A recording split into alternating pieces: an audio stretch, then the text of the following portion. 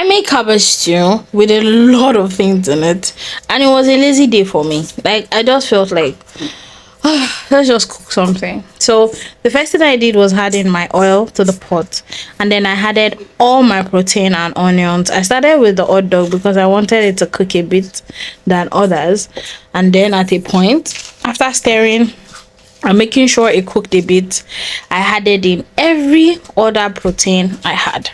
Now the goal is to make the oil in the stew as flavorful as possible. I mean, the snail, the dry fish, the smoked fish, all frying gradually on low heat in the oil. They would all bring out their flavor into the oil, and afterwards I added in two tomato paste. I make sure I squeezed everything inside. So after that, I stirred and I kept stirring, but at this point I wanted them to cook well before adding my fresh scotch bonnet and onions. Now I made sure that the scotch bonnet wasn't blended smoothly. I wanted it to be roughly blended because it was a stew. I wanted to see some of those beautiful particles of scotch bonnet in it. I stirred well and added water because I wanted that spiciness to reduce a bit, so I wanted it to cook well.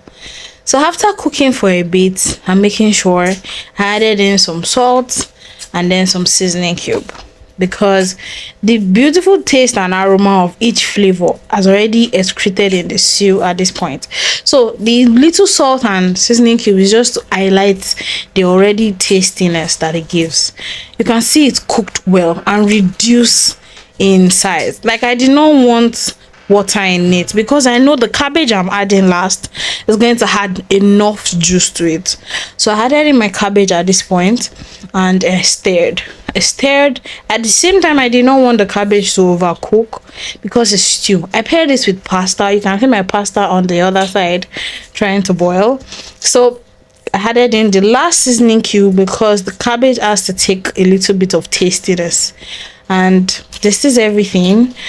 Some of the water I used to rinse the cabbage had some, so I just added this last part of the cabbage, a little bit of water to increase the stew and at least give it room to cook a bit. And afterwards it was ready. It was just fantastic. The pairing with pasta for dinner and then using it for rice in the morning was just the perfect stretch. Thank you guys for watching. You can remember to like, subscribe and share, and I cannot wait to see you in my next.